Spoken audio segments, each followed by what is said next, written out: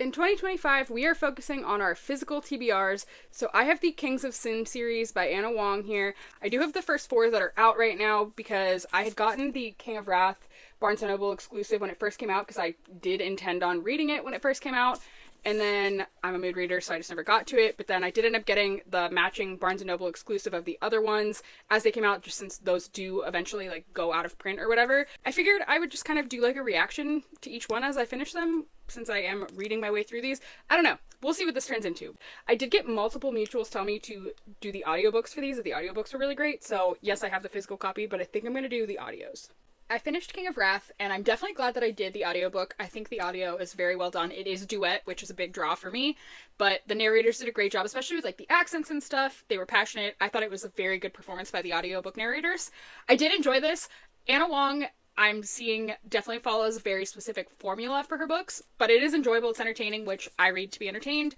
So I did enjoy this. I like this. I forgot that we did meet Dante in the last one? Was it Twisted Games? Met Dante at one point in the Twisted series very briefly, but I forgot about that, and I forgot about the frickin' Magda of it all. But I enjoyed this. We have Dante, the grumpy billionaire CEO, Vivian, the jewelry heiress, and they're forced into this arranged marriage. I was invested, maybe not at the very beginning, but I did really enjoy their story, and I did root for them. Now, I did get the audiobook for book 2, so that way I can move on to this one now that I finished book 1, so let's go into King of Pride. Well, King of Pride is a DNF for me. I got to 27%, almost like 3 hours into the audiobook, and I was bored out of my fucking mind. Kai is in the CEO race for his family's company, and Isabella is working as a bartender at the Valhalla Club while writing her book, and I don't think a single fucking thing happened outside of me learning that about them in 27%. I was so damn bored.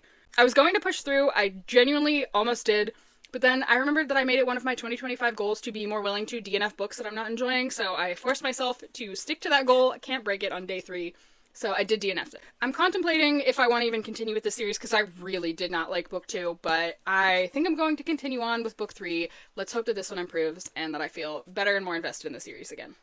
Was it just the fact that Teddy Hamilton is the male narrator, or did I actually enjoy this one? Honestly, I'm not positive, but I did enjoy it.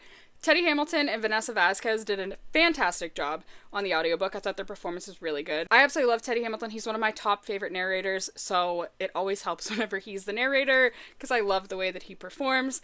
But I did still really enjoy this. Do I think Dominic is an absolute asshat who was too focused on making money to realize that his marriage was falling apart? Absolutely. Do I think that he needed to have realized it and started making changes before his marriage fell apart? Absolutely. But I still really enjoyed him and Alessandra. I was ready to give up on this series after King of Pride because I hated it. That was so damn boring. But this has brought me back, so I will be continuing on to King of Sloth. Well, King of Sloth was also a DNF for me. I DNF'd this one at about 30%. I did do the audiobook, which I love Gregory Salinas as an audio narrator. I really enjoy his work, but even he could not get me invested in Javier.